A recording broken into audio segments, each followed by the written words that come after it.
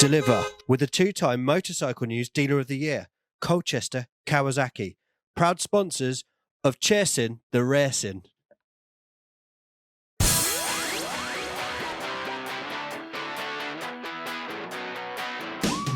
3, 2, 1, and welcome back to Chasing the Racing, episode 86. And we're delighted to be joined by Leon Haslam. How are you? Good, mate. It's been weird, a long off season, a weird year. Kind of not quite sure where it's going to kick off again, but it is what it is, and we're doing what we can, and it's been a fun year as well. Mm-hmm. How lucky are we though? Because you're not supposed to be here at all, are you? You're supposed to be in a much better country, a much hotter one at that. You're supposed to be in Spain right now. Yeah, I'm normally in Spain pretty much the whole of January, doing all the things like flat tracking, motocross, and getting it out of the system, better training and stuff. But like I say, so weird. We normally train through December, January. We're always in Australia for round one in February.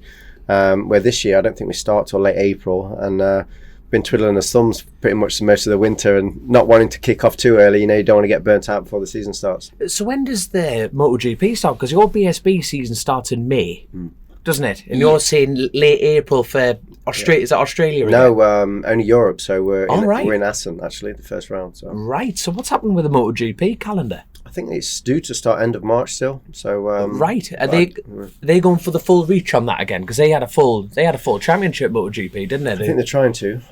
Again, it's going to be subject to travel restrictions. It's all seemed to kicked off again, and it's They're a lot more serious in terms of like the testing. So when the teams got to the tracks, I think they were real strict in terms of bubbles and stuff. And then they had tests because obviously Rossi missed I think 2 races didn't he, for a COVID test. Was World Superbikes a little bit like that in terms of? Yeah, I don't think it was quite as strict, but you had to have a PCR test before arriving. HRC insisted on it, and also on arrival you had all the temperature checks and you had to show that you'd been tested, etc. So I know MotoGP was, there was testing at the circuit. They was getting the results turned around in 24 hours. So they had quite a big procedure. But yeah, definitely had a lot of swabs and things stuck up my nose over the last 9 months. But stuck up something. I'm glad you said your nose and cleared that up for everyone on listening this. We've, like Dom said, obviously we're sort of lucky in the fact that you're not in Spain, so we've got a chance to do an interview because it's with this show we'll just sort of pick people who we've got a big list of people who we're trying to sort of get on, and from day one you've kind of been like near the top of the list, but you're just never in the country and you're so busy and stuff, so it's kind of a little bit of a blessing. But from like the whole time I've been interested in bikes, that kind of is your career span. From I remember years and years ago from I think it was my dad's 40th, we got him a day at the Ron Haslam race school, and when I was into BSB then, but I was like a proper little lad, and I remember seeing you would probably have only been sort of 18, 19 then. And then obviously I've sort of followed your whole racing career through sort of BSB, World Superbikes, but at that point, I think you were maybe in the Grand Prix or back in Superbikes, but was it... I had a quick look through there on Wikipedia at your things, and you didn't take like much of like you weren't in racing long before you were straight in at the deep end, were you? And obviously with your dad being, your dad. Yeah, your dad. There wasn't much of a learning curve. I kind of got dragged through it, I think, the first few years, but Growing up, was that was your dad still racing all the way from when you were sort of growing up as a kid? Yeah, so I think I went to my first Grand Prix at 6 weeks old. So from pretty much when I was born, my dad was doing Grand Prix. So kind of grew up in the paddock, which I've got some mega memories. When my dad was with Rothman's Honda, Elf Honda, teammates to Swans with Suzuki. I remember playing PlayStation with Alex Barros in his Motorm because he was only 19 when he was in Grand Prix, and I'd have probably been, 4 or 5. So pretty much after every session I was in his Motorm playing on the PlayStation and whatever. So yeah, some mega memories from that era. And then when I got of age, probably 7 or 8, my dad come back to the UK, racing in British Championship. And that's when I started motocross. So, my kind of racing on bikes, kind of riding around paddocks from 4 years old, but racing from when I was about 8. And then, from, I think it was 97, I started off in the Scooter Championship.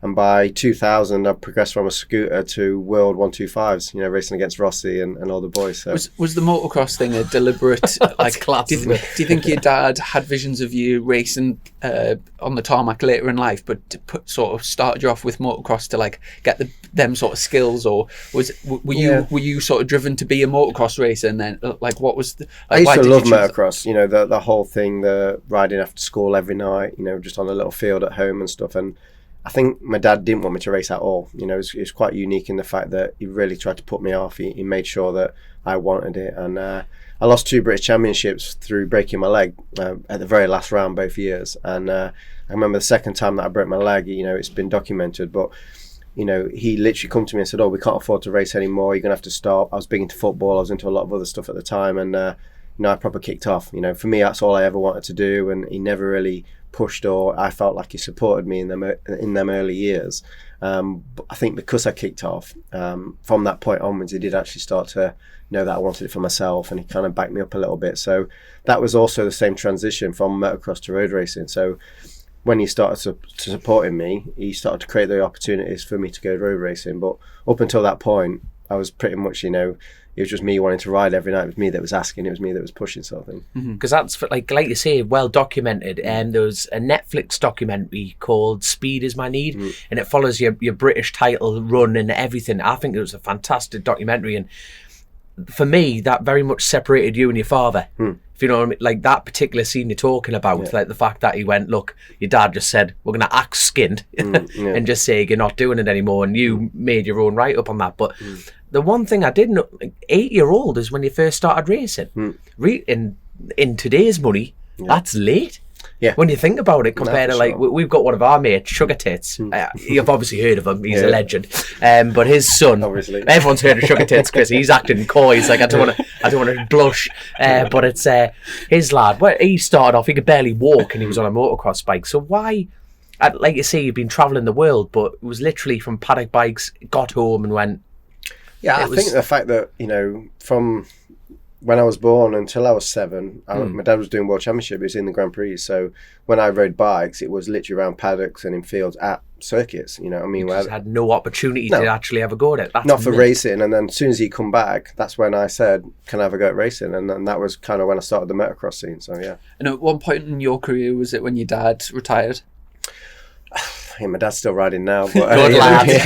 That's actually seen. Do you know when we're out in Cartagena last year and with the academy, and your dad was? I seen your dad in leathers, and I thought he might be just doing like little things, but he went out and he came in. Everyone was around and like sort of setting the bike up for the kids. And honestly, we actually spoke about it on the podcast, just saying that passion has just never faded away. Like a proper racer doesn't retire. That's my opinion. I agree. That's the thing. You got lads going, well, I'm packing in. It's like, well, you don't, do you? My old man still races bikes, and people that don't, like Steve Plater, I remember having he was absolutely wankered in the anchor bar, and he goes, well, a proper racer doesn't retire, and it's stuck with me. And that your dad's obviously still in that category. If I've got the same passion he has at 64 that he is now, it's phenomenal. The energy that he's got. We still trial together, we still pit bike together. The race schools, we have so much fun. Your dad on a pit bike. I absolutely loves it. I took him to the hospital last year from a broken collarbone still from pit biking. Up at Knock Hill, the go-kart track around the back of Knock Hill on BSB weekend, and your dad was just hammering it. I remember we went up a day earlier just so we could pit bike together. All right, this is a bit of fun. Let's go back to BSB because that's the only thing I really properly know about. If you put your dad out on track now, where do you think you'd sit? Like, let's pick a class for try options. Ducati try options. You put your dad on that.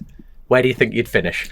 I think, on those stock sort of bikes, I know he's real competitive. I race him on the race school, and, I've had all sorts of guys there, Johnny Ray, the Lowe's boys, and John McGuinness, all the top level sort of riders from England, and we go on their little 125s, and no one can get close to him. We've had world level 400 riders come and to the race school to learn Donington, and my dad's faster than them, and they're winning at world level still. And I'm like, it's frustrating for me because obviously like that's all he rides day in day out, so I have to kind of get my finger out, just to try and keep up with him. So yeah, honestly, the passion and everything that he's got, and I've got topside of him now on the bigger bikes, but do you just push him off the table at Christmas? That's my seat, Dad. Just piss off there, top of the table. 100%, mate. You know, it's proper competition between us. When do you think the sort of balance of that sort of balance of power, in the family? When was it sort of firmly established that you were faster? Honestly, 18. It wasn't even that long ago. You know, really? No, because you know, all the way through, he has been a massive help. You know, he's helped me, he's supported me, and I know what he's saying is relevant. You know what I mean? And he has been up to speed. He's kept up to date. You know, he's tested MotoGP bikes recently and everything else with Honda. So I know he's up to speed. He understands the electronics, etc. But from a riding point of view, you know, we still have a big arguments. But at the same time, I know what he's saying. It's obviously based off of real time stuff, not what happened 30 years ago when he used to race sort of thing. So yeah, he's keeping his eye. No, but he's dodged me question though, right? Donington Park, try options. Where would he finish? I still think he'd be in the top 3, 100%. I know that for a fact. Imagine Stuart Higgs listens to this, you know. Yeah. My God, then there'll be phone calls still like that around the table tonight. Right? How much? I know. Imagine that. It would be incredible. Talking about the passion, it's great to see all the way through your career. Your dad's always with you in the box, and I know he plays a big part as a sort of spotter, and he's out there with the cameras. And do you still feel like, is that like a sort of secret weapon for you? Do you feel like having that sort of knowledge? Massively. You know, any team that I've been in, he's not a sort of person it would help anybody. You know what I mean? He has a queue of riders outside the motorhome every weekend asking for advice, which is the sort of person that just loves that. And surely you have the same though. A little bit now. You know, I've got a lot of young riders. I've got a lot of people that are coming to me, and I think I have that same passion. You know, I love helping riders, and I look at Rossi with what he's done with the camp, and you know, the inspiration that the younger riders give me. You know, to go out flat tracking, to have that competition, and me and my dad are not necessarily a father and son. It's more of a friendship. You know, it's I want to beat him as much as he wants to beat me, and you know, I'll T-bone him just as on as anybody else on the last lap, sort of thing. And just talking about the kids lining up, I've been one of those people. I remember when I first stepped into Superbikes, I was straight at your camper door, and he just looked at you, just fuck off. No, very, very kind. Can you not see I'm busy? But I mean, you see your dad all the time with the camera and making a big effort, and obviously it's great having the academy that's like you say, a little bit like the VR46, and hopefully when not retired, but like maybe not on your way down, sort of passing all that knowledge on to the next generation. It'll be, and for those kids as well, it's like such a massive inspiration, but also a big sort of help having you on board. For my side, it's good because I've got 8 young kids that I'm training with. I'm doing fitness tests with, getting them out to Spain for flat tracking. So I'm doing it regardless because it's what I do for my training program. And to have some young guys to help and to show them, you don't just sit at home for 9 months and for the next race. You've got to kind of put yourself in a training program, a bit about diet, all that sort of stuff, which it's not really it's not a big thing in the UK. A lot of people kind of rock up round by round and they don't understand the prep that to be at a world level that actually goes into all that. So just to offer that as a visual, this is what you should be doing. I can't make them do it, I can't make them want it, but at the same time let them come along and experience that. And I have produced a team which I'm not too hands-on with that. I've got John Laverty that manages that for me, Kawasaki support that, that's kind of run by itself. But my side as the academy, helping young riders, I've already got 3 or 4 of my riders plated and pinned up with surgeons that I'm really in contact with. I've got real top trainers, we've got nutritionists, and just kind of offering that a little bit. I think it's a big thing that they miss a lot of the people. Do you still work with Kirk and train with the Lowe's boys and Ty? And there's a proper good group of you there, isn't it? The gym, and I've been there for a fitness test, and I know what Kirk, and obviously I think on that Speed Is My Need, Kirk's on that, isn't he? Yeah. And it doesn't take, as soon as you meet him you see exactly what he's about, and he do as you're told. He sets a great more reps a great role model for all the athletes. And he's regardless of how fit you get, I know that he's fitter than everyone else, so it definitely motivates you. And it's been weird with the lockdown, it's the first time that I've not spent 5 days a week with him. It's been phone calls and a bit of Zoom calls and everything else. And luckily I've got a bit of a structure where been able to maintain it myself. But to have someone like him in your corner and the expertise and the knowledge that he's helped me with, and still is, you know what I mean, he's going to be up, hopefully, you know, doing a bit of Zoom calls with a few of my riders, and obviously me, the Lowe's boys, Tommy Sill, Motocrossing. There's a good bunch of lads, and you know, when it does get back to normal and you can all be there in competition and spare each other on, you know, that's kind of what it's about. I was just going to get at that. Between all of the lads, I think that's someone's. Is that your phone or mine? Between all of the lads that train there, I have no idea where that is. Must be coming from. It's coming from somewhere. Sorry. Between all the lads that train there, you know, between sort of Ty and Tommy and different sort of disciplines, it must get competitive. Is there much like who would you say is the all round fittest? Or honestly, everyone's so different in all the different areas. It's so strange, you know. A lot of people like Tommy's like big into his cycling. He's actually really good, you know, at swimming and stuff like that. You know, Alex is really strong. You know, he's put a lot of effort into his training. They've always been fit. The Lowe's boys, and they've worked really hard, and the levels that they've got to is so strong. You know, Sam's a really strong runner. Alex is a strong cyclist. Do you have your different strengths? Yeah. Do you play golf? Yeah, I love golf. Let's talk about the golf thing. I think you've gone from the world's most extreme sport, world's best sport, and the golf thing. But do you reckon that's calmed you? What is it about golfing? We've gone from Chasin the Racing podcast, Motorbike podcast to Tiger Woods here. I got into golf because it does get you out of your head. It's a 4 hours out of your day, you know, going for a walk. It's competitive as hell. No matter how good of a game you have, you can always do better. You know, you can't master golf ever. So I think it's that mind over matter, getting out of your own head. You know, what do you play off?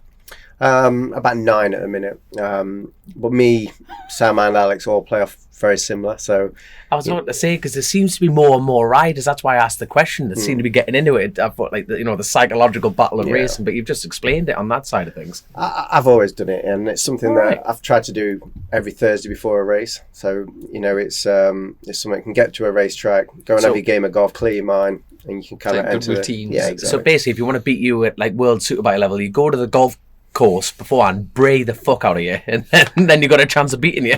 Yeah, me and Alex has had some definitely more arguments and battles on the golf course than we ever have on the racetrack. So, really? Yeah, it's a good healthy competition we've got between us all, and it's good fun as well. But even going back one, have you in the lockdown situation, the sport, everything, blah blah blah, the whole country, have you enjoyed that little bit of break from really being from 6 weeks old in a paddock?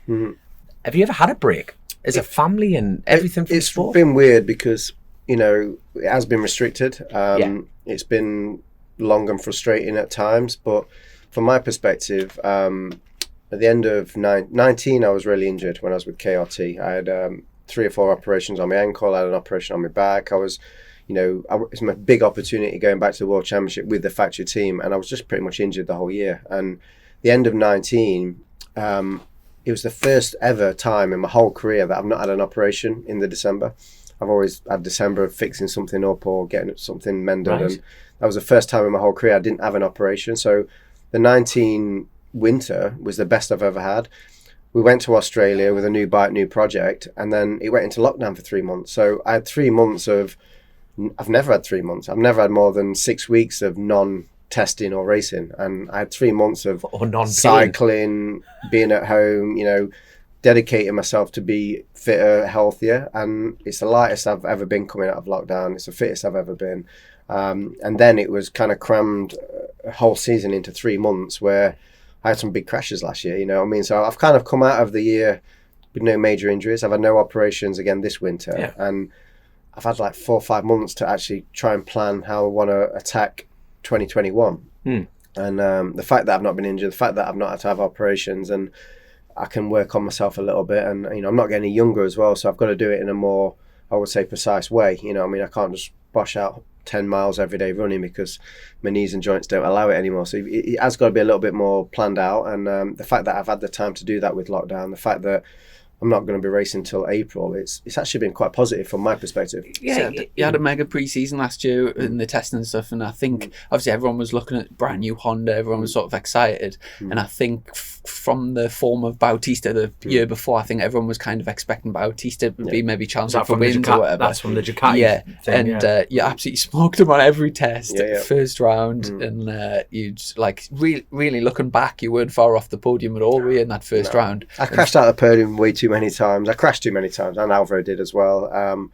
I actually finished on the exact same points as him at the end of the year, which was weird because, like I say, every test I was faster. And for me, it wasn't even about the end result. It wasn't even about anything else. It was, he jumped on the Ducati last year and won 15, 16 races. First ever year on a bike. So he was expected to win. I wasn't. I was there. I knew my role. I knew I could be competitive. I knew that my development and testing side was a key factor. I knew Suzuku 8 Hour was a key factor. But the fact that I was actually quicker than him and I actually was beating him, I was already well ahead of what I was employed to do. So actually I didn't expect to have a future year if I didn't achieve those results, and because I did, that's why I've got a second opportunity to, in my opinion, to actually not be just a test rider and a second rider, but to actually go and be competitive and win, which for me is exciting. The project's so exciting. The potential is massive, and in all fairness, the whole COVID thing and the short season hindered Honda probably the most. We needed to test, we needed to do development, and we had zero. So from, in my opinion, for the first round to the last round, in a 3-month period, we had nothing that improved because we couldn't test, we couldn't try things, and when we did, it was at a race weekend, which, as you know, 2 40-minute sessions and then you expect to qualify and race, you just can't develop and test. It's impossible. So do you think the bike will be much different for next year? Yeah, well, we're testing at the end of January, and for me that's the big one. Hopefully we've got a few of the items that we've been looking forward to try and test. We had a really good test at the end of November we didn't try nothing new, but we evaluated what we had in that year, and we actually was only a couple of tenths off the fastest. We had quite a stable bike at that test, so even if nothing changes, a second year on the same bike with the same team, we're already going to be more ahead. And I believe Honda and HRC as a company, they are going to bring the thing to make that next step as well. So what was interesting for me when the new Honda came out is, quite frankly, across the whole board, BSB, Worlds, you had heavy hitters from the word go, Bautista, yourself, and you think, was there something behind that sales pitch? Hondas haven't done anything for a long time, have they? That's the truth of the fact.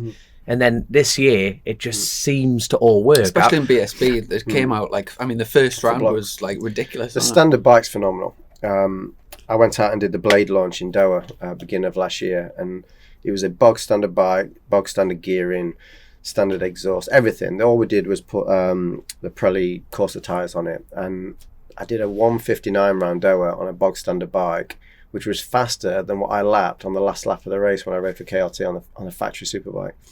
And that's around a 2-minute lap circuit, you know what I mean? So I remember Glenn mentioning the fact how fast you were at that test. Well, there was a good funny story actually with Glenn, because he'd been there 2 days prior to me, and he got down to a 2:04 or something. I forget the lap times now, but he got down to a really competitive time, which me and Johnny did on the original blade launch 5-6 years prior to that. I was like, it must be good, I remember how hard I used to push to get to a 2:04 on a standard bike, and me and Alvaro and I think it was Dominic Agata, there's a few of us, and you're supposed to have 2 tyres for the whole day. I think we had 6 tyres a day throwing, just getting a lap time on these standard bikes, and we got to a 159. It was honestly, it shocked the hell out of me how competitive that was, and converting that into a race bike is another story, but the base of what the blade is phenomenal. Have you ever had an experience like that where you've come to a new bike as a rider and think you've got on a standard bike or the superbike and gone, I don't like it? Has that ever happened to you? And you've had to, as a professional, you've had to go,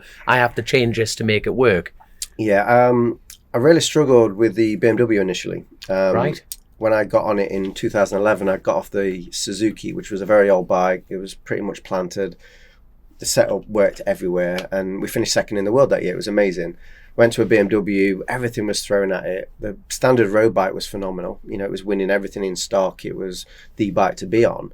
So what year was this then? 2011, actually. 2011, right, yeah. 11 and Was 12. that the Gen 1 or Gen 2? Or it was the early... It was the early one. It was, I think it was its 3rd year in its project, because it was Corsa and Zaus for 2 years, and then I come on with Corsa for my first year in 11. Because the BMs upgrade quicker than iPhones, don't they? They seem to keep bouncing along. Technically, they're really good. I think from turning it into a race bike and those fundamentals is what it missed then.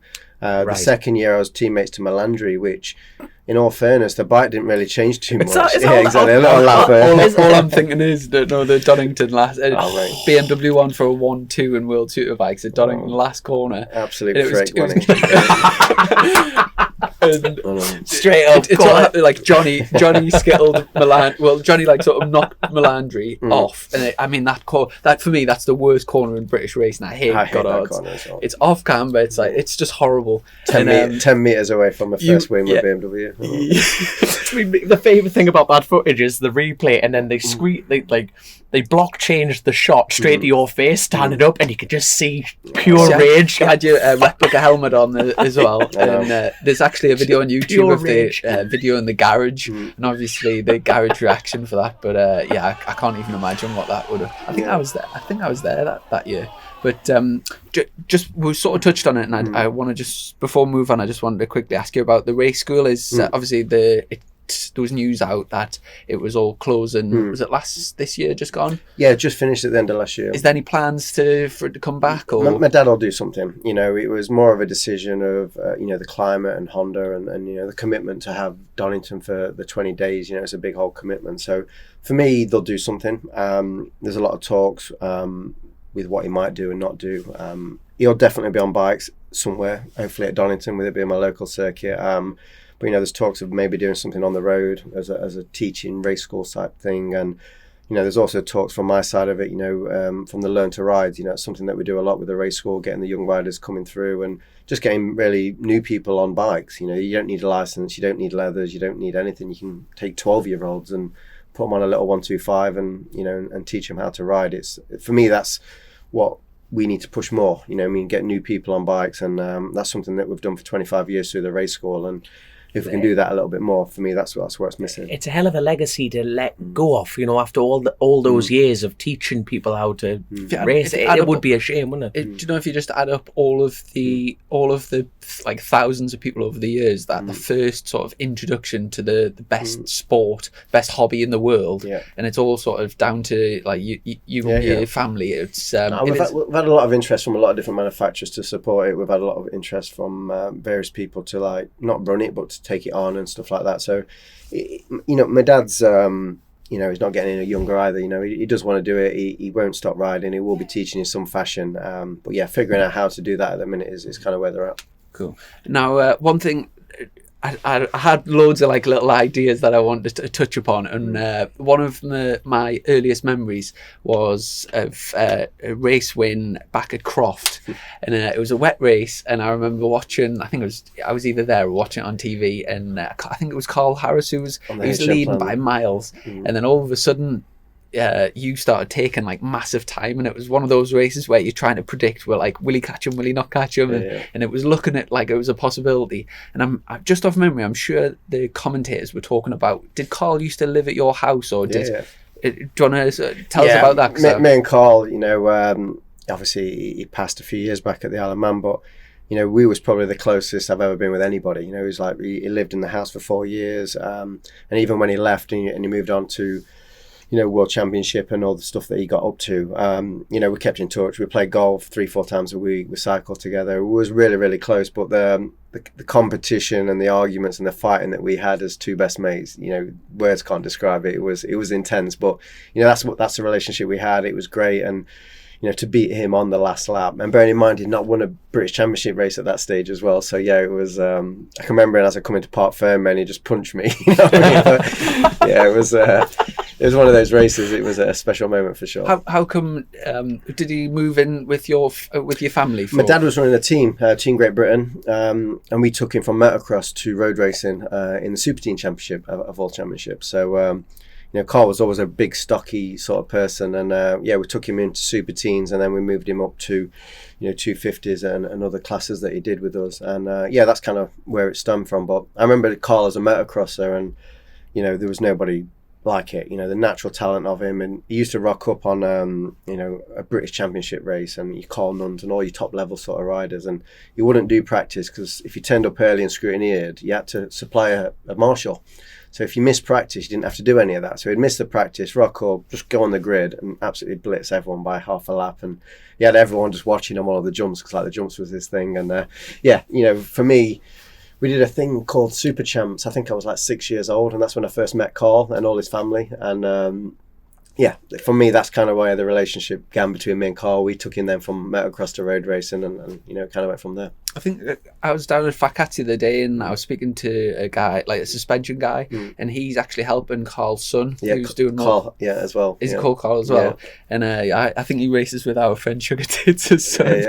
Mega. So, if you don't mind me asking, what, like, when the news got to you at the Isle of Man and everything like that, what is your opinion on the Isle of Man TT? It's the Haslam family. Yeah, obviously my dad's won it twice, Yeah, exactly, Back in the day, it was a world championship. It's something that you had to do. And I think nowadays it's a little bit different.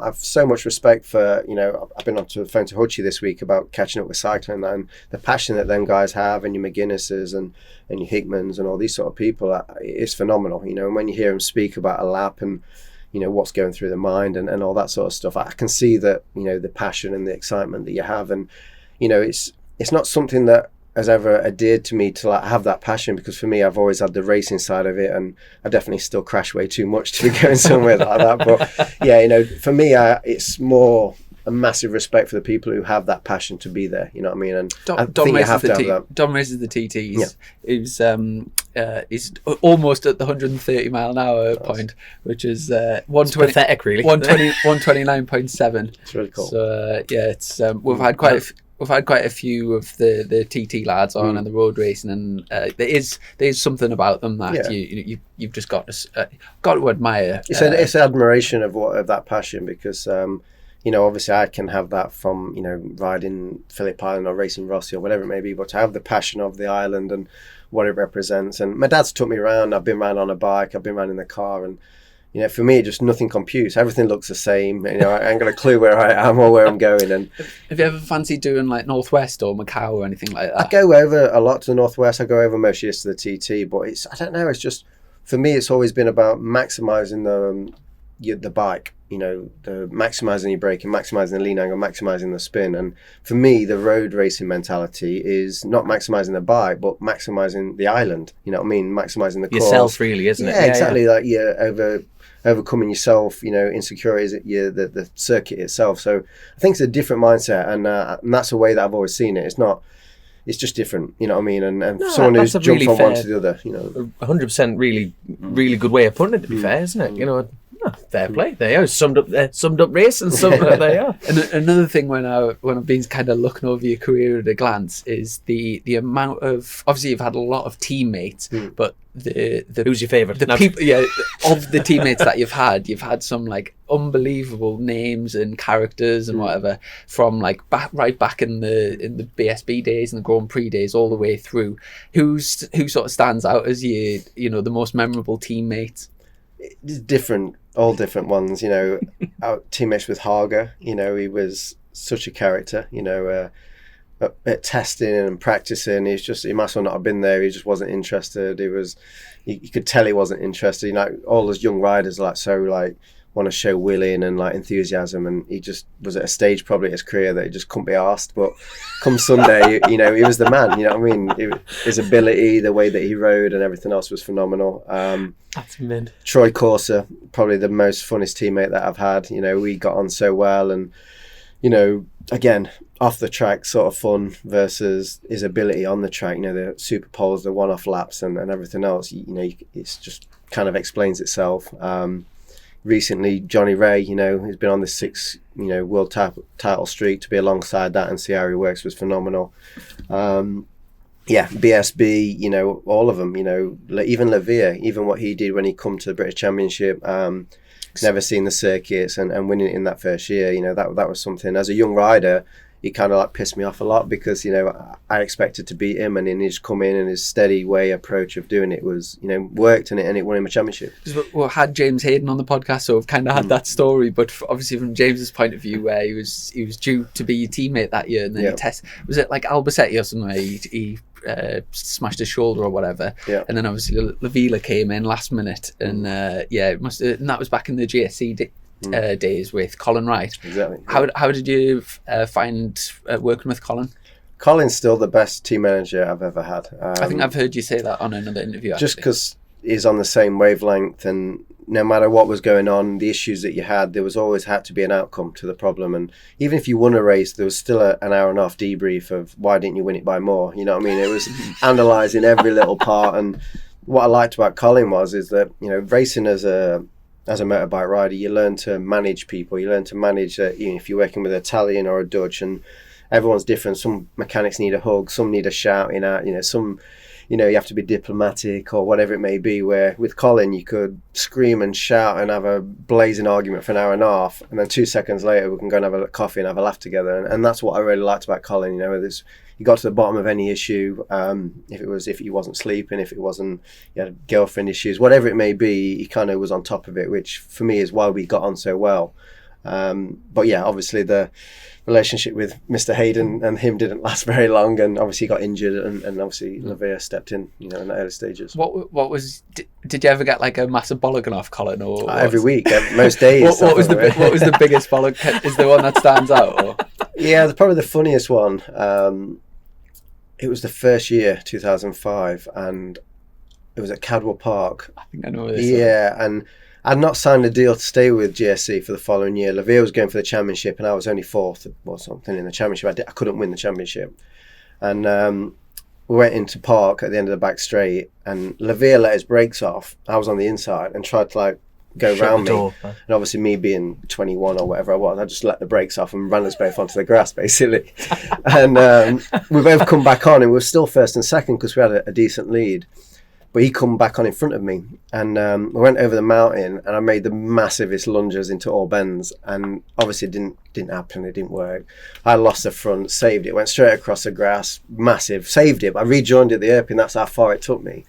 And whilst I did that obviously put him on the grass, and Tommy Hill come through to win it. Who was actually quite a long way back, and I think I finished third and he finished second. I got such a bollocking for that because it was 1-2, easily 1-2, and 2 massive lunges on the last lap. Now, be honest, do you regret it? No, Good lad. I said to him, and that's why we argued. I said, what do you want me to do? I said, what are you employing me to do? I'm here to win, and I was trying to win. I said, he let the brakes off initially. I said, he missed a gear over the mountain, which allowed me to make the lunge. I says, yeah, it didn't work out. But I says, what do you want me to do? Just settle? He's like, yeah. I says, well, offer me a job for next year then, and I'll settle. And that's basically what I did. The next round, I got a contract. Screwed him by the balls. Oh, and I followed Lavia home. He was first, I was second. I did that for 3 races. I did it both at Donington. I did it for Brands round 1. So he was first, I was second, all 3 races. Was that for team orders? Yeah, because I'd signed my deal. He'd offered me the deal. I was happy to do that. And then he'd won the championship with a race to go. And I remember saying to Colin, I says, can I win the last race now? And he says, yeah, you can. And I went and won the last race. But it was such a funny little scenario, because up until the point of me re-signing for GSE and the bollockings of me making these big moves at 21, it was kind of like a bit heated. And obviously then when it was all sorted and we was all continuing for the following year, it was actually, nice. It was a nice relationship. Was that really just a full-on turn in yourself as a career rider?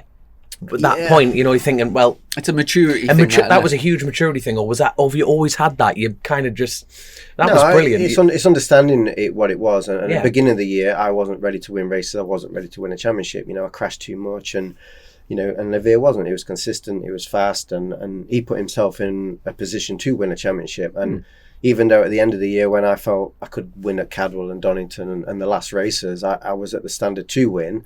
I wasn't in a position to win a championship. So in theory, I should have took into consideration that probably earlier.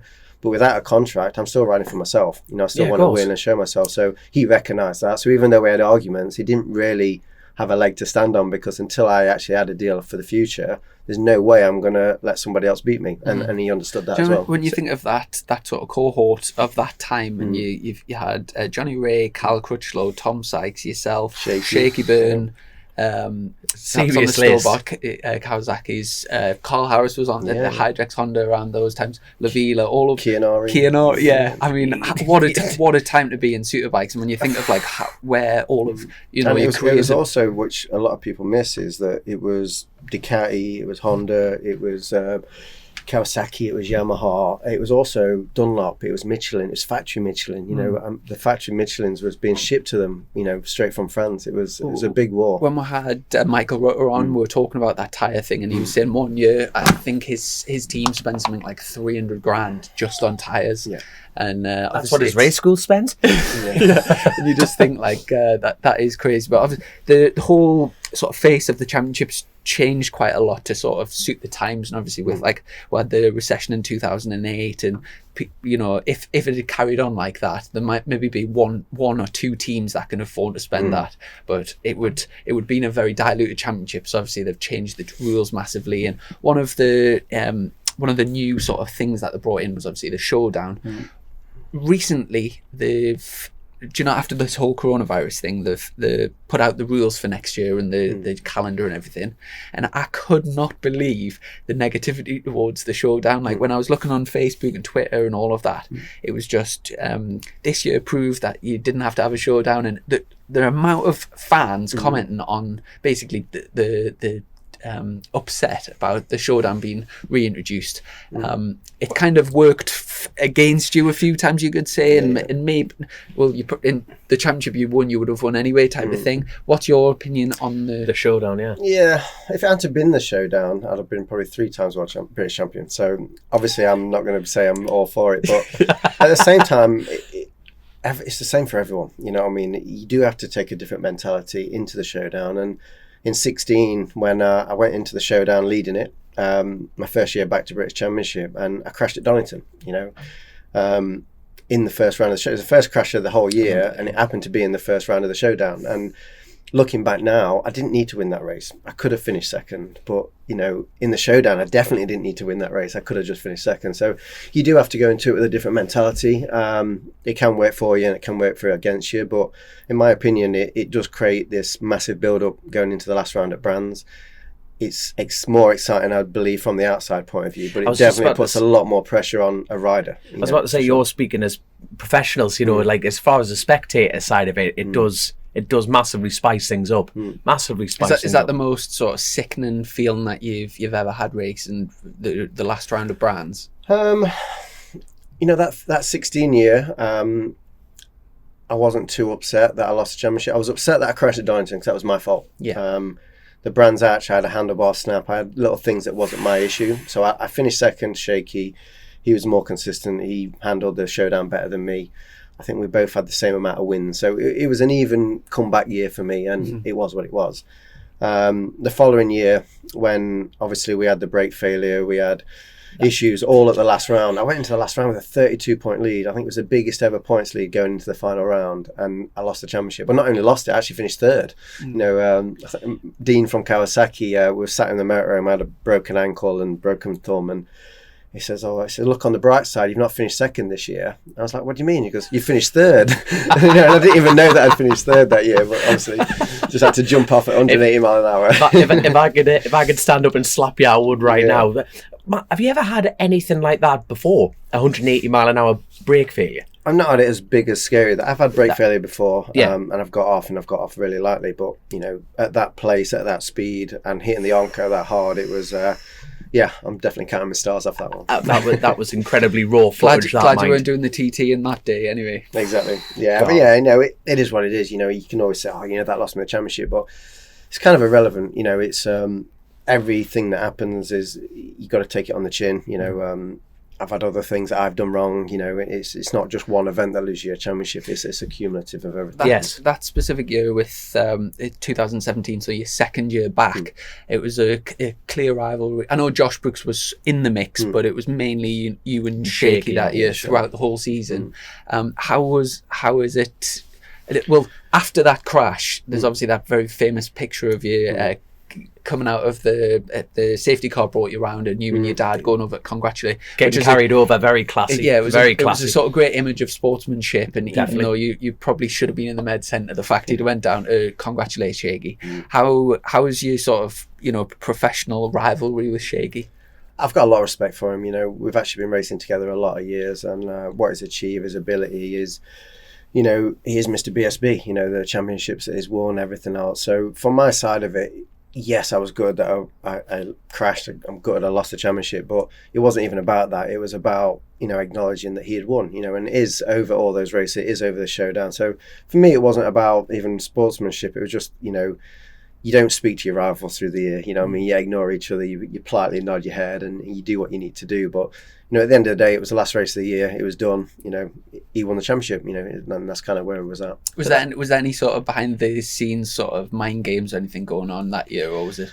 There always is, you know. It's always a bit of banter, a little bit of winding up, and you know, that's the one thing I'm trying to teach my young riders now. You know, you can't let others bother you. You can't really listen to anyone in BSB because they're pretty much all full of crap. So, you know, but as a professional rider, that's what you need to use to your advantage. You know, you need to play the game. You need to, you know, wind people up in a subtle way. You know, some people wind people up in quite not a subtle way, which doesn't work well for them. But, you know, you've got to play with it, you know, and it is that's what it's about. We had Jeff Crust on and he talked about the whole, this is a game, and it's interesting because, like, sport lacks that, in my opinion, at the moment. Like, footballers back in the day, you had to go to school. Yeah. You know, like Alan Shearer and stuff, you went to management, you went this, you learn everything about the industry before you could play, and it's like, that's what you're doing, really. And I think that's a brilliant concept, the fact that it's not just getting on a bike and banging in laptop. It really isn't. No. It's all social media and all this, and like, look what we're doing now. It was good as well after those 2 years of being back, the fact you remained in the BSB and were clearly like the star the year after. It sort of turned out to be you and Jake Dixon battling for the wins, but it was I can't remember how many your win ratio, but it was something ridiculous that year. The most sort of contentious thing really that whole year was the whole leg dangling thing at Cadwell Park, and I guess talking about the podium, talking about mind games and sort of little things going on between rivals. That was the biggest sort of talking point. Lots of comments on social media and debates going on about what, like what the leg was used for.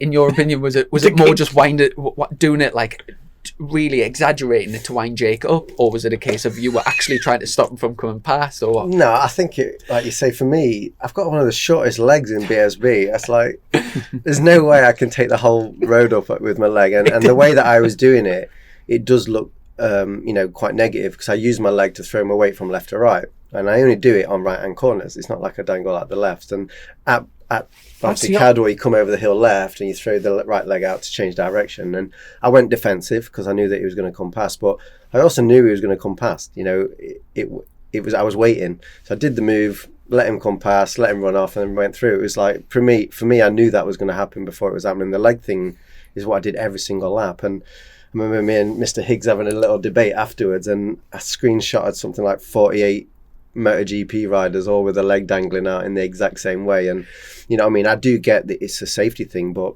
what was Higgs's take on it? He knows, he understands the riding style of it, but from his side of it, obviously there was a complaint, and obviously there was a bitterness from the other side that's why he ran. That he didn't run off the track because of my leg.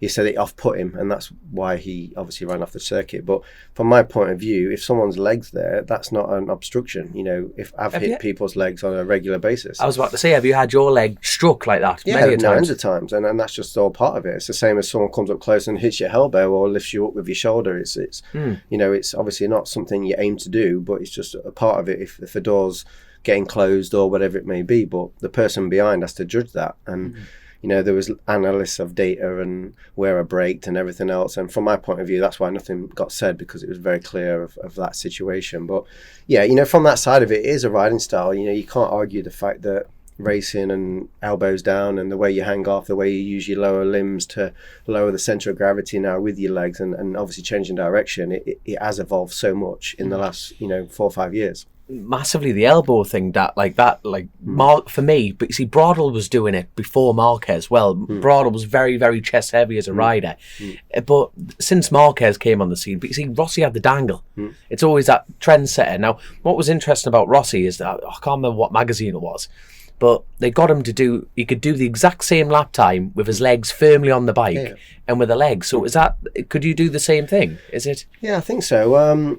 The main reason I started it wasn't even to actually a performance thing. I broke my left leg, and I couldn't push off my left peg. So as I was changing direction, if you imagine you can't push off your left leg to move your Transfer body over. Yeah. The only way that I could do it was to throw my leg out. And that was the only way I got my body to shift over rather than pulling on the handlebars. And Actually, a counter-lever yourself. exactly. And then I found that that actually also lowered the center of gravity. So if if you're in a curled up ball on your seat and your rear is lifting on brakes, if you actually lower your legs down near the spindle, like Shaky's got quite a good style where he puts it near the front spindle, it lowers the center of gravity quite a lot and your rear wheel stops lifting on brakes. So you can see why the leg dangle's there. I was using it not only for the lowering the center of gravity, but also I was getting it so I could change direction without having to push off my left side. And that's kind of where it stemmed from my side. You see, like what I like about life in general is that you always see bikes can't get any faster, cars can't get any faster, things can't get bigger and better.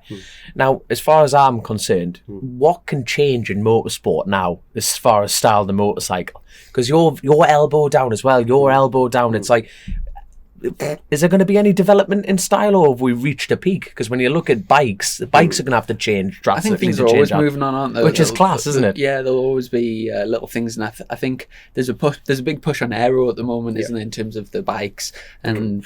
Can you feel it? Because you've never ridden an aero down, the wings and stuff like that. When you hopped on the new Honda, have you back to back with and without wings? Yeah. Knock the wings and also off and on. The Honda is variable and obviously the pitch of the wing as well. So you can play around with that as far as how much downforce that you want. And a lot of the time you want as much downforce as possible to stop it wheeling, but also that's going to create more drag for top speed. So that's your trade-off. So as a rider, can you change that specifically so there'll be a different aerodynamic kit to your other riders? On the angle of the thing of the wing itself. But the reason why MotoGP wings are so big and so massive is because they have the horsepower. So they want maximum downforce, and top speed is never an issue because they've got the horsepower because of the prototype engine. Where the difference is on a superbike, you're controlled with the standard rules and the performance of your engine. So you are compromising how much you want to reduce, how much drag you want to give it in a straight line versus how much you want it to not wheelie. Right. So for me, that's a key point. So compared to Europe, now European circuits are traditionally considerably more open, faster. Is that not fair to say compared to the BSB circuit? Do you think aerodynamic package for the British scene is... Well, I'm trying to think of the word. Is effective? Is as effective? Yeah. I think aero in BSB should be. You should have a wing the size of a house because around Alton Park on a superbike, you full throttle maybe 7 seconds over a whole lap because the rest of the time it's wheeling. It's you're going over rises, you're going over crests. It's narrow, it's tight, so the bike wants to wheelie and be more aggressive. You've got no anti-wheelie in electronics.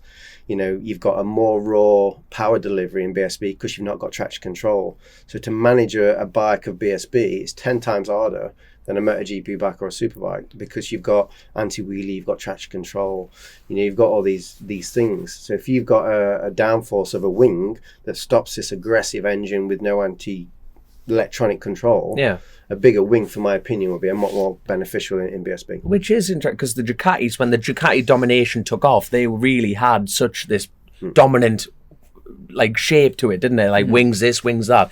Now BMW, they've brought out the new M Sport, haven't they? So that's coming with a wing package.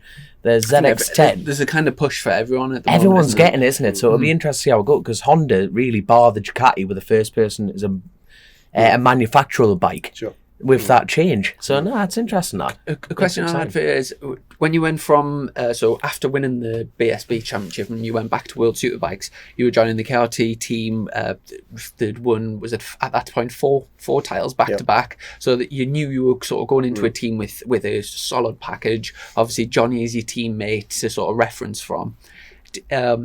For example, after the first test, and say you'll have been 2/10 off Johnny or whatever it was it a case of, were you trying to change your bike to get to suit your riding style, or was it a case of you had to change your riding style to match what Johnny was doing? No, I think that was my biggest issue of the whole year. It was, the bike was obviously capable of winning world titles, and it has been since I've left as well. So however Johnny has his bike, however they set that bike up, however Johnny rides that bike, wins races. That is an absolute fact. It's been proven for the last 6 years. And coming in from BSB with no electronics and coming into that package, it's like a dream come true. I'm on the winning bike. And most of the time when I had a 3-4 day test, I could adapt my natural style to ride more like him, which gave me a very good result. You know, sometimes as good as him, sometimes a little bit quicker, sometimes not as quick. But to figure that style out on every weekend with 2 40-minute sessions, and it's not my natural style, I was never ever going to beat him. So for me, that was what I struggled with. And more I tried to push in the wrong areas because I wasn't riding it how I should have rode it with that setup, is why I crashed, is why I was pushing and didn't feel comfortable with the bike. And for me, it was a very frustrating year because even if they'd given me a setup that would have suited me more, and even in their eyes would have been a worse setup for a performance, I think I'd have got a better result. And that was kind of where we was at that year. For our listeners and like our viewers here, if you could simplify your style difference as quick as you could, you know, what is so different about Johnny's style to your style? Johnny's very consistent. The way that he approaches corners is it's actually quite stop-start. He gets it up off the edge of the tyre a lot better. My mid-corner speed was always higher, and I actually always got on the throttle a little bit earlier, but also that was my biggest downfall because the bike wouldn't accelerate with that much lean angle because it didn't have the mechanical grip because I was on the edge of the tyre. The electronics was that good, it just wouldn't accelerate. So I would get to full throttle. If you look at my throttle trace, I should be 3 seconds under the lap record. But if you've not done a style that gets it off the edge of the tyre, the bike physically won't accelerate. So harder I tried, faster I went through the corner and faster I got on the gas. But it actually made it worse. So, and that is what I had to constantly battle for myself, not to go in as fast, to wait, be patient, get it up off the edge.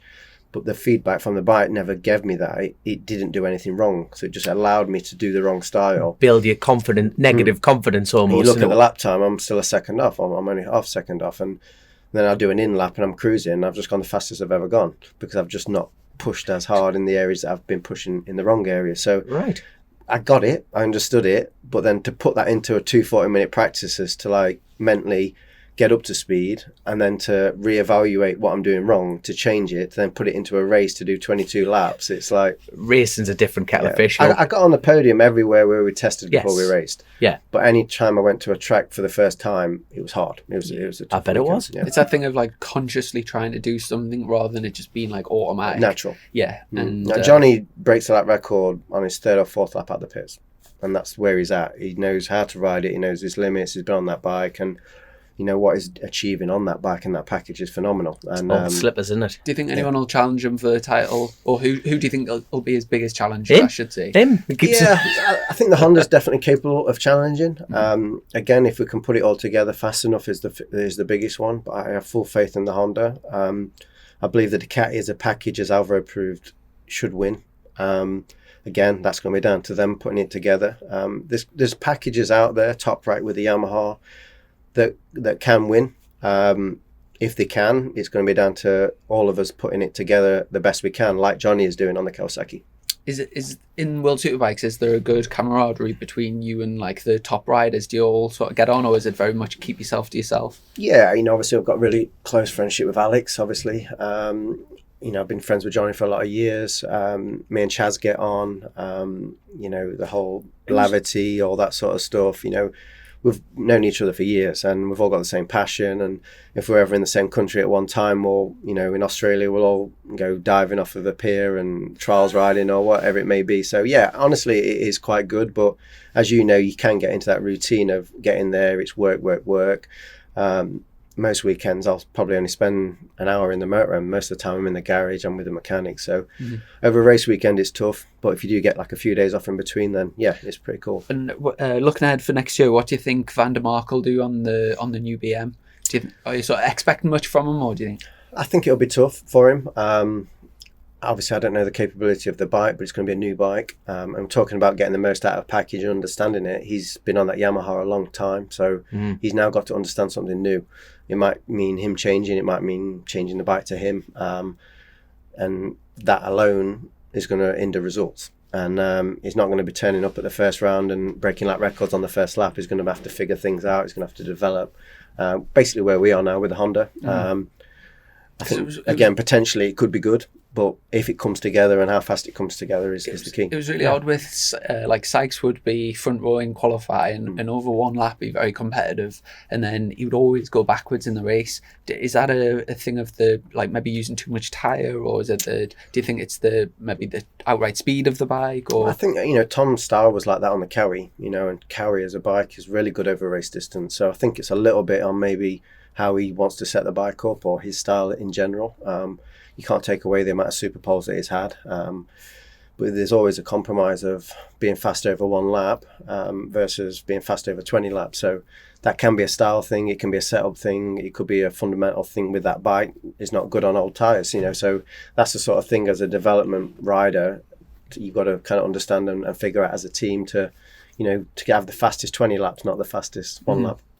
And that's racing, isn't it? And another sort of big part of your racing career is being doing the Suzuka 8 Hour. It's a race I've never been to, and it's kind of one of those bucket list things I would always love to do.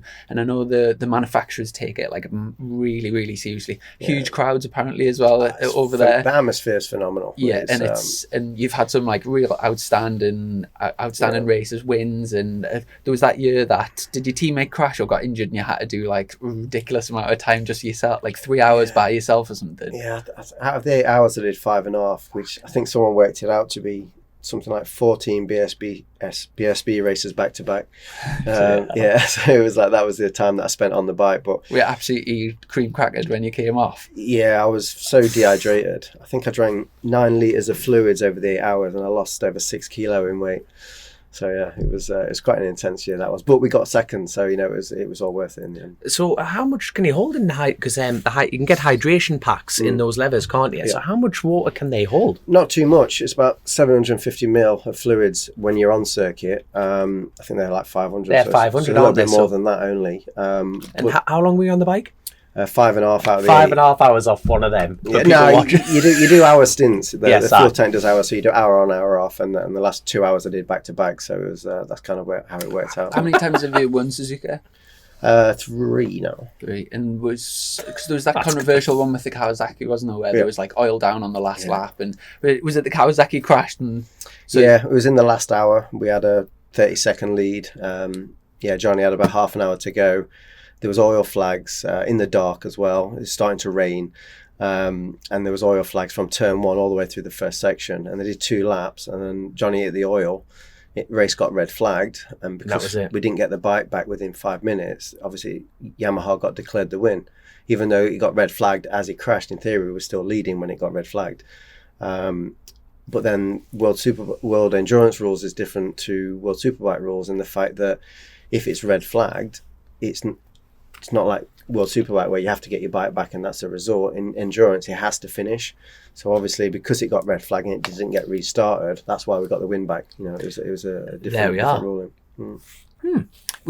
I've just a random memory. Were you involved in that thing at Donington? Can you remember when the flags came out and then everyone was crashing and there was a massive thing and because weirdly enough, I was racing there a few years ago and the safety car flag came out and me and Taylor Mackenzie was leading at the time and then there was Coops and me. Me and Coops both passed Taylor at Melbourne and Goddard's, and then we're seeing the safety car flag, and when I watched it back on TV, the safety car flag was out at the Foggy S's. Right. And it was a very sort of similar situation. Were you involved with that? Hold on, didn't you they rejuggled yourselves, didn't you? Well, yeah, because it was like after you, sir. I would never have known, but Coops must have had a signal off his pit board, so he waved Taylor through, and then Taylor was waving it, and like obviously you can't communicate properly, can you, in a safety car situation?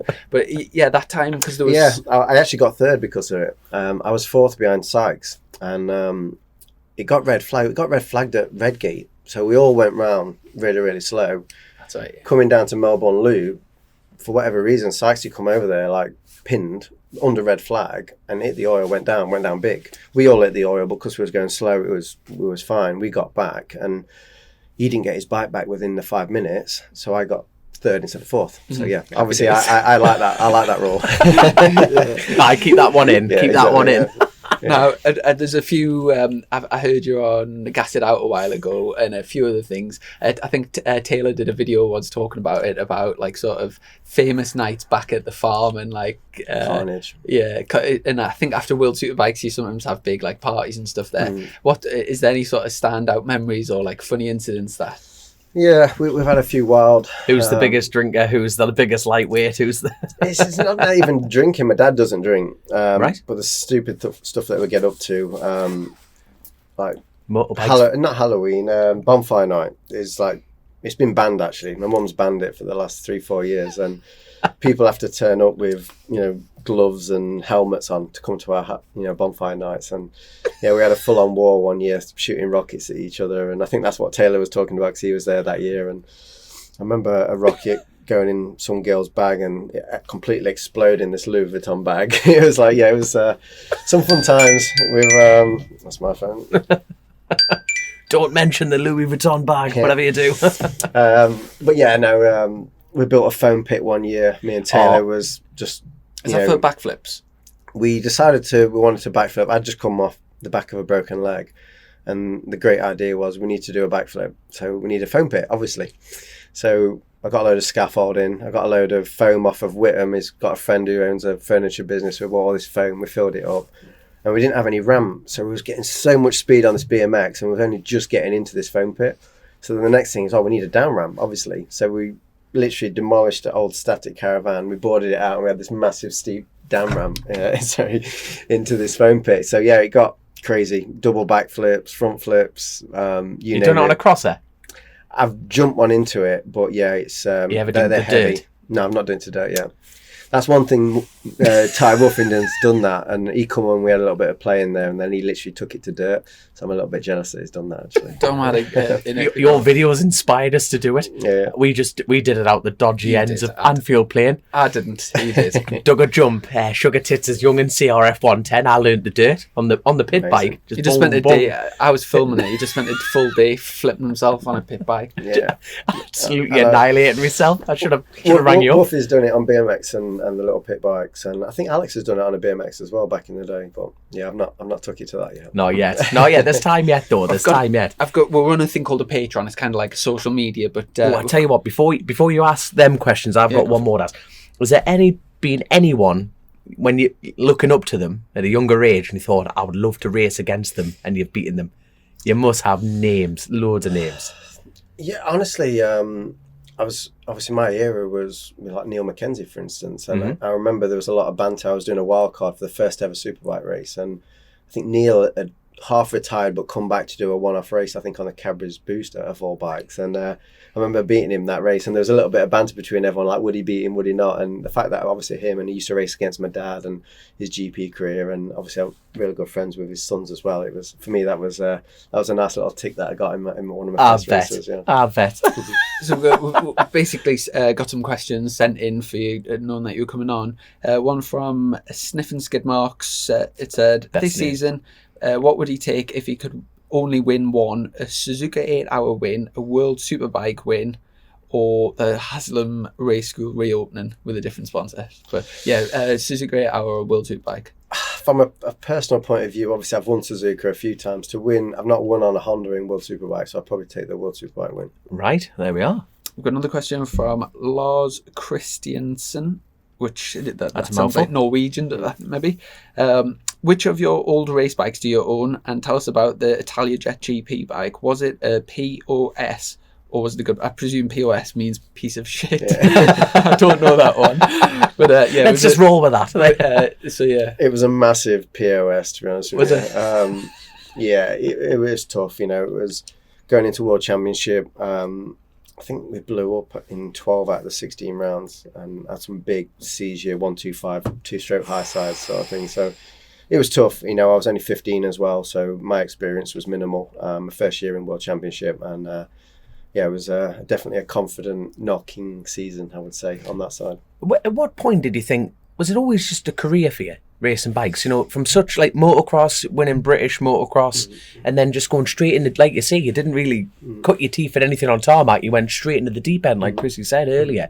Was it always Yeah, for this me, is this is how it is. You know, I'm going to the top kind of thing. Yeah. You're I aiming think for the top. Being born into Grand Prix with my dad, Yeah. that was like, this is where I'm going to be. Yeah. You know, I mean, in my head, that was always going to be. And we found a load of old little school books at my mum's place not long back, and you know, it was like you had to write what happened in the news that day, what you're doing at the weekend, and what you want to be in the future. And it's pretty much the same every week. It was like some crap that had happened in the news. I'm off racing this weekend at Motorcross, and I'm going to be world champion. You know what I mean? And that was like the Simple as that. sort of thing, How was your? Well, he's a teacher by trade. What was your education like? Homeschool or like? Initially, it was paddock scored. Tony Mang, who was 250 world champion back in the 80s. Right. His wife used to teach me. So I used to do a lot of homeschooling at a very young age. Right. We had some really good friends of the family. Mick and Pam Newell used to come to all the races. You know, Catherine as well. They pretty much taught me and took me out the way of my dad when I was being annoying. So I had that up to the age of, I think, of 5 maybe.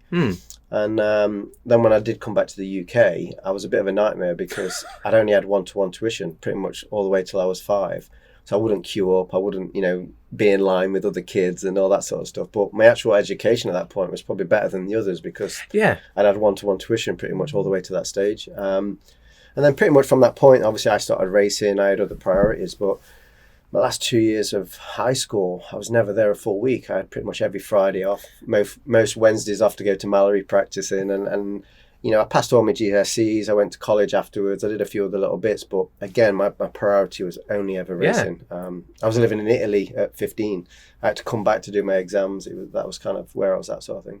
Hanging around Victoria's Secret models. Morning, ladies. Morning. Do you still spend quite a bit of time out in Italy? Yeah, I've got a nice place out there. It's somewhere that I feel that I can just relax. It's nice. It was initially bought just as a central place because the travelling got a little bit much. We don't get out there off as much as we can. I went out there last with a few friends of mine and a little bit of wakeboarding. Cycling's amazing. You know, food's awesome. So yeah, it's somewhere that I can go and not have the day-to-day, you know, issues as such, you know, and chores. Is the pizza better in Italy? 100%, I know. I've got to agree. I had to ask that. Have you got any more questions from the patrons? Yeah, one last one. Awesome. Obviously, you mentioned that your dad wasn't very pushy in terms of pushing you into the sport, even though he'd had such a great career and like loved it so much and so passionate. Do you think any of your kids will get into racing, and are you sort of actively pushing them forward or against it? Or? I'm not pushing at all. You know, both my kids now have tried bikes. They've had little QR50s and little Ossets and whatever else, but you know, for me, racing has to be an own desire, you know, and at the minute they don't have that interest, which I'm not too worried about, you know what I mean? For me, it's about them being happy, about, you know, if they choose it, I'll support it. But from my side of it, I really don't want to be that dad that pushes them into something like that. Yeah, definitely. And I think, like I said, like going back to that documentary,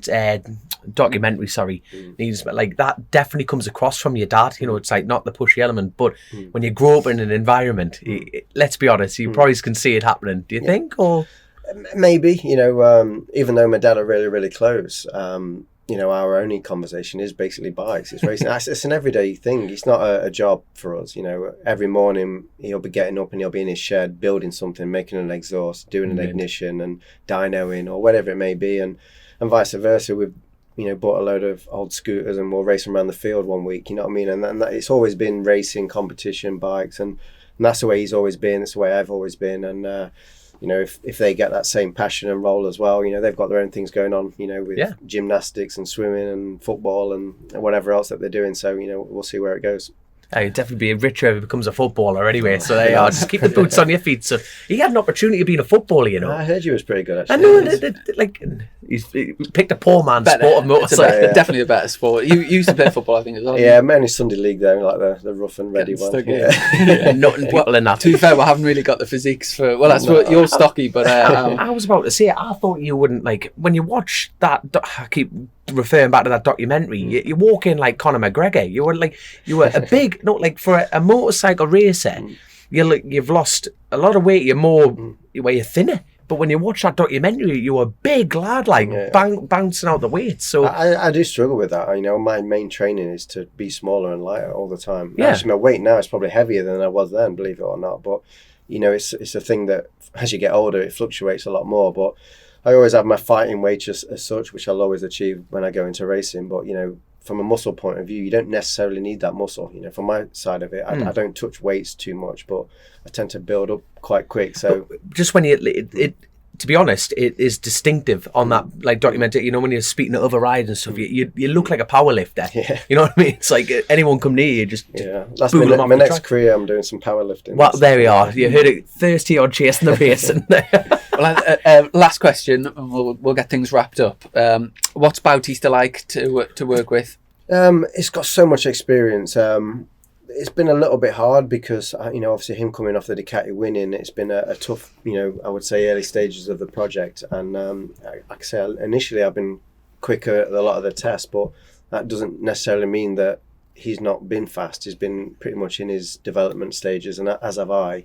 And as the season's gone on race day, he's, you know, the level that he goes at on a Sunday is definitely another step up from where he has been in testing and practice. So, you know, from my side of it, you know, I know how competitive he is. His experience is just phenomenal. And the good thing that I like about him as a teammate is that we're very open with what we think about the bike, and also we're pretty much on the same wavelength. So it's nice to have someone pushing in the same direction. And when you're getting the same results week in, week out and fighting, it all kind of, you know, makes sense that everyone's pushing in the same direction, which is nice, because I've had the opposite and it can be difficult. Mm-hmm.